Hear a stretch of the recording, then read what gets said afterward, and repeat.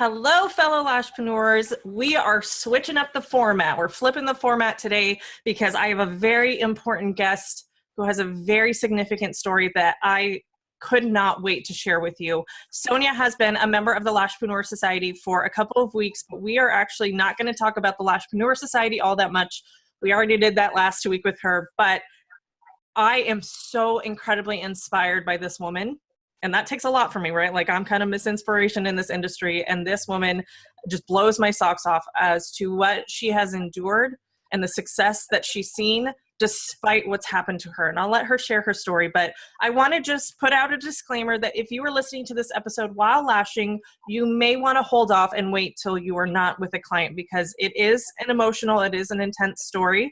And I want to do it due justice by you being present, creating space to listen to this interview, because Sonia, I am just so excited for you to share your story, not just because of how well you're doing now, but because of this theme of empowerment. And quite honestly, I relate to it in a lot of ways, which we'll share as we go along. But Sonia, thank you so much for joining me. I would love for you to introduce yourself. Just tell me about your business a little bit and where you're located.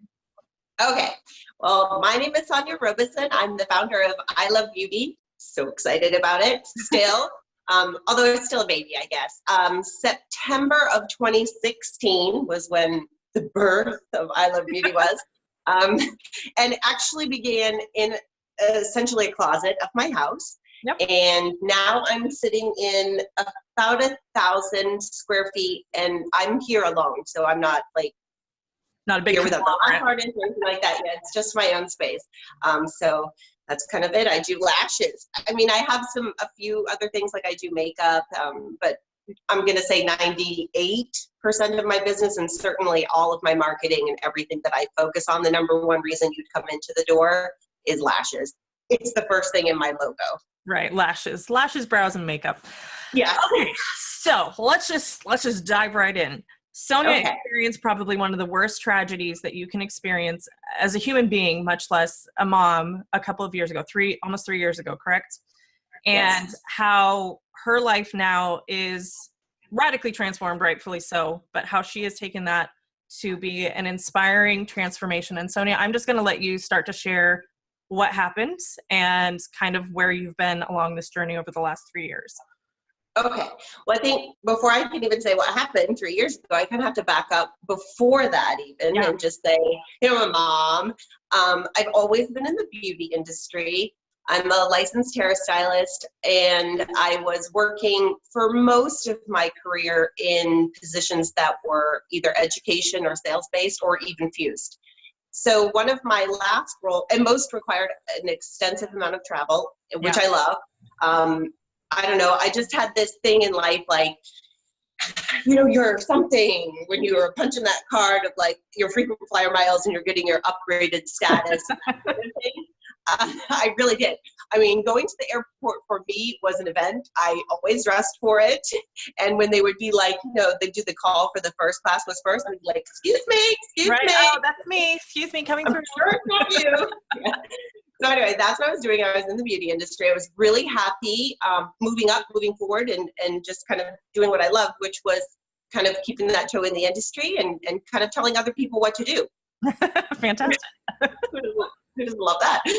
Anyway, because I was in sales and education, and that's, education to me was a role of sort of helping the business owners that I was working with to make decisions.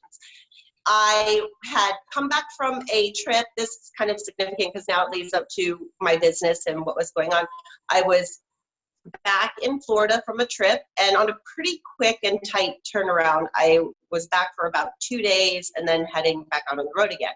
So I was coordinating a few things because I also had just moved into a new home, like maybe 4 days before. So I did this move, went on the trip, came back for 2 days, and needed to hurry up and do some unpacking. So at any rate, I had my mom in town. She was going to be helping with some things, and I took her to get our nails done. We're having a really good day. I had some furniture delivered to the house, and I got a call that afternoon from my ex-husband. And you know how everybody knows how it is. Your name comes up on the caller ID. We were actually getting into the car. So it came up in my car, his name, which was odd because I don't talk to him. And for whatever reason, I picked up the phone instead of listening to it in the car. And he called to let me know that there was a shooting in our son's office. Whew, I think that's the first time I said those words out loud. I'm already choking back, but go ahead. So I really don't, I feel as though I was quite calm. Like, okay, there was a shooting. I mean, I'm sure I just sort of zoned out from all of that. But anyway, you fast forward and it was a series of phone calls and things, and really not knowing what had happened other than potentially at this still point of time, maybe a couple hours, we're still thinking maybe he's okay. But he wasn't, and I learned it that day, and I flew back to Minnesota knowing that my son had not survived. He'd been the only person in the office that he was working in that day as a law clerk. He was getting ready to go to law school and just like super excited. He was 23 years old. He was just on the beginning of life and had done, almost nothing really, but so much. And anyway, it obviously was devastating. I mean, I'm losing even my English to talk about it. I don't know what to say other than, wow, you're like, how can somebody do that? Such a random event. Like it wasn't, Yeah. So, well, was in a bad place at the wrong time. It was just literally like. Because maybe some people can relate, only because now I'm always looking at statistics of things, and gun violence in our country is just so astronomical. Whether it's things that are large, like in my community, I live in Coral Springs, Florida. I'm the neighboring city to Parkland. So we just suffered a tremendous loss in the anniversary of the Parkland shooting at the high school. I mean, so we just have a lot of, gun violence in our country, but his wasn't necessarily random in that the person had a connection to the law firm. Right. And became agitated about nothing, a parking spot of all things. Oh my gosh. And decided he was going to kill the attorney. He made threats about it and made it be known that he was going to, like, during the course of that day, which really happened over a couple of hours. He came there, my son was alone, and he unloaded his entire semi-automatic into his chest. There was zero chance for Chase to survive. So anyway, that was my loss. Obviously, it's pretty devastating and terrible. I described myself as sand. That's what I felt like. I'm so broken. I'm sand. Sorry. That's okay. No, I mean, but I and have another child, and I have a granddaughter, and you have all these things, and I had my job. So, we stayed in Minnesota for a couple of weeks, and again, I'm in the beauty industry, so I'm like, well, get on a plane. That's what you do. And I really found myself struggling to be alone in hotel rooms, struggling to travel, struggling to look at people living their life. And I'm like, oh my God, Chase is dead. How can you guys be living? right. And then, much to my happiness, because let me tell you, ladies, you can manifest things. And in my mind, all I was saying was, let them fire me. Oh my God, I want them to fire me. I didn't want to quit because I'm no quitter, right? Right. And also I had no plans. But you're like, I need space and time. I need change. I can't quit. And I don't want to. And I have zero plan, but I wanted them to fire me. Again, no plan, and that's all I thought in my mind. I focused on it. And 5 weeks after he was killed, the HR lady left me a nice voicemail firing me. Well, they laid me off forever. Permanently. So then basically, holy cow. I mean, I had, told my family, I'm going to start a business. And I'm sure they were like, you're crazy and in grief. So everybody kind of did the tap, tap and okay. Are you sure you're okay? You're being a little impulsive. Yeah. They did ask me, maybe I should go see somebody and take some medications, of course. I went to the gym a little more, and I got trained in lashes. I'm licensed as a hairstylist. I said, I'm going to do this. I'm not ready to stand behind the chair and do hair because I had diarrhea of the mouth at the time. I would tell everybody everything and not necessarily be able to not cry. So I thought lashes would be perfect because my guests would need to be quiet. I would need to be quiet. And also, and I think I shared this with you, lashes got me through. One quality that I know I have is vanity. and I gave it to my son. And if you knew him, you would know that child was vain, and he was handsome, and he would let you know. So to his funeral, I had my lashes done, my hair done, and I was flanked by 3 or 4 of my best looking girls. And we walked in there. It was funny because I could see our reflection. I thought, we look good.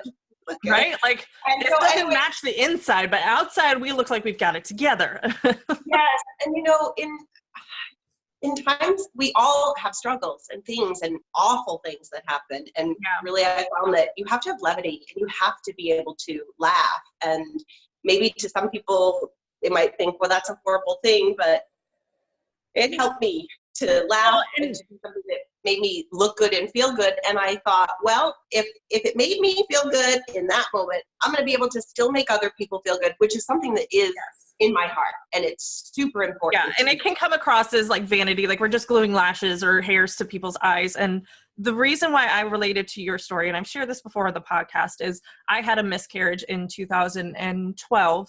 And that rocked my world in that what I knew as reality, like my little bubble had popped. And everything I'd been working for up to that point just dramatically changed.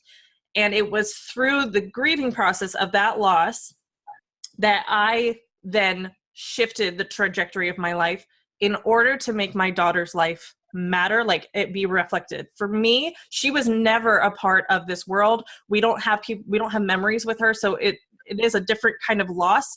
And I can't even imagine what your loss was on that level. And for you to still have that wanting to have his life matter. And we talked about this before we jumped on here, but that your life now is a reflection of just how much you can thrive in life. Yes, you could have gone down the victim path and nobody would have blamed you. Nobody would have held a candle to you saying like, you're not living up to your potential, because that is unimaginable to probably everybody watching this unless you've experienced that yourself. And for you to have taken such a horrific experience and your child being taken ahead of when he could have been thriving, and for you to then say, my life is now going to be a reflection of what could have been for him, that it is an injustice for him, for me to just cower and not live life to the fullest. And I very much attached with that because I wanted my daughter's life to be represented in my everyday life because she didn't get to experience life. So who am I to stay back and not do something as simple as silly as like a Facebook Live and put my message out there when she didn't even get the opportunity to? And I think for your story, what you've shared inside the group, what you've transformed to become, what your business means to you is a reflection of the gift that your son is still continuing to give you. So I want you to kind of talk about your Chase passion, because his name was Chase, and talk about what that means to you moving forward now after having experienced such an incredible tragedy. Well, and that is, so my LLC, which, you know, we are in the Lashpreneur Society, you probably know about these things in your business. But anyway, my LLC, I originally named Chase Passion, and I did that because my son's name is Chase, and his last name is Passeur, so I wanted to get something in there that could kind of represent his initials. And what better way? So Chase Passion was behind everything, and it really is the driving force. It's like that. When I get up in the morning and I think, what's the message, or what is it that I'm doing? What's the meaning? Yeah. This is it. It's what's the driving me. And yes, my son's name is there, and that's what's behind it. And the mission that I've always had is that my goal is to touch, influence, and inspire others through beauty on a daily basis. And oh my gosh, to get to live that dream is amazing. And I guess that's it. That's ultimately it. That's what the message is. And that's behind the Chase Passion and why I'm so focused. And then just my family, you know, being able to have the time to spend with them, to be available. They're my whys. Yeah. And for sure, whilst people listening or watching this may not have experienced tragedy on that level, we all have our baggage. We all have issues that we come in with. We all have our limitations, our struggles, our mindsets of not being good enough, or I can't do this because of X, Y, and Z. And sometimes I don't wish our experiences on anyone, but loss can be a huge motivator to F the fear, so to speak, like we talk about in the group. It's just getting rid of all expectations of yourself. And what happens if I just say, life is too short for me to hem and haw and live small? Why can't I live big? Why can't I do things that I see myself now as like, maybe that's too big, or I don't think I could do that? What about fighting for your possibilities? Because when you lose someone that's so close to you, so special to you, you realize just how precious time is.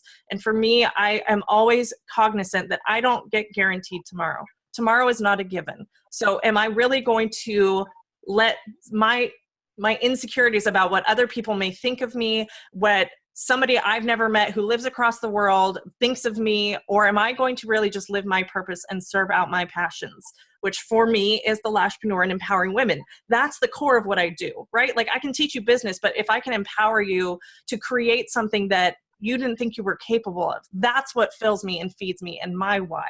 Yes, it also provides for my family too, but if we're not tied to a deeper purpose, then it's really hard to get sucked into the social media culture. And I think we talked about this too, in that social media disconnects from that human emotion. And I want you to share what you posted about, because his birthday was this week, about what you shared on your social media and how you're starting to use that not as like this way of, oh, woe is me, my son passed away, but as a means of attaching your business and you together so that it really is true to who you are as Sonia, and how there is a human behind that account and not just this corporate business, you know, what we perceive as like a professional business, but that there's a human and a connection point there. So go ahead and share your social media post from 100%.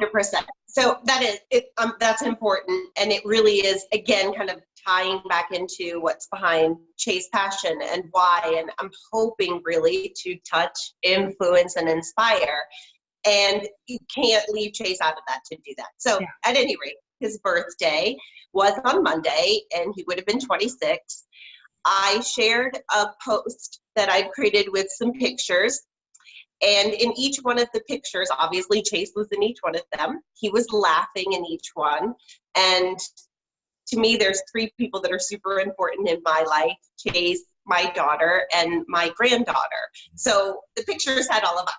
So one was just of him and his sister alone, one was myself and him alone, and one was his niece and him alone. And he was holding each of us in the pictures and laughing. And the quote was something to the effect of, when I think of your laughter, I get courage, or I have courage, or something like that. But what you wanted me to share was, my auntie had made a comment on the picture or the post of how when Chase was old enough to lift me and carry me, that he was so proud, and he was. Yeah. And that he's still lifting me and carrying me now. Yeah. And that to me was so prolific and really true. And it is, again, it kind of goes back to why I'm sharing and why I want to open up more. These things are extremely hard for me. I'm super, super private, and I didn't grow up with the internet, not like this. So for me, it's like, oh my gosh, why would you put that out there like that for everybody? Or why would you cry in front of everybody? I, would like set a timer and try to cry in private if I could. But I can't anymore. And I think that it's that human connection, though. That's exactly, like, we all live in an online world where it's somebody's Instagram highlight reel that we're trying to live up to when that's not reality. And I shared that the episode I got the most contact out of and the most love for and the most support for was when I shared about my mental health struggles, and where I shared about my miscarriage, because I'm human behind this thing. Yeah, it can look all polished and like, oh, she's doing really well, but I still struggle. There's no doubt that there's still a human component to running a business, that you don't just all of a sudden become this influencer and you're good to go, that we all have our struggles and we all have our own crosses to bear and our own unique challenges. And when I think about somebody who is so worried about what their competition is doing, and I'm like, you have no idea what's going on behind the scenes. Stop looking at somebody's highlight reel and comparing it to your blooper reel. Like, it's a completely different story. Focus on you, have compassion for what everybody else is going through. Even if you feel like there's somebody who's, a troll online, or somebody who's spitting hate, or another lash artist who's talking down to you, they've got their own issues and their own baggage that you don't need to take on. Just focus on you. Life is hard enough, and find a community that can empower you and lift you up. And I love that you shared your story inside of the community, because not only has it helped for our members who may be having their own struggles with seemingly small issues, for them to see if she's able to achieve success with all of the trauma that she's experienced, well, why can't that be me as well? When I don't have that same story. And that perspective shift that can happen in your business when you stop looking at, we have all the time in the world, I can sit around and wait for life to happen to me, or I can be the driver in my life and I can make something happen. To hell with what everybody else thinks, because at the end of your life, whenever that time comes, you're not accountable to those people. You're accountable to your family and you living out your purpose. And so I hope that that's what someone takes away from your story as well, is that you can live your purpose at any time you choose to. You don't have to wait. You can pursue it now. You can chase that passion now and every single day. So Sonia, thank you so much for sharing your story. Is there any kind of takeaway or anything that if somebody wants to share kind of their story with you, how can they get a hold of you? Well, one thing I want to take away is go, girl. Whatever. Yes. I mean, you can do it. And sometimes things take some hard work, but it pays off. So with that, how can you get a hold of me? You can find me at Love Beauty, Coral Springs, both on Facebook and Instagram, and then at my website, www.ieyelovebeauty.net, which is totally improved because of the Entrepreneur Society, right? So I hope you guys took away that there is nothing that should hold you back. The only thing that's holding you back truly in life is yourself. And you can have the opportunity at any time you decide today is that day to live life to its fullest and thrive no matter what is going on.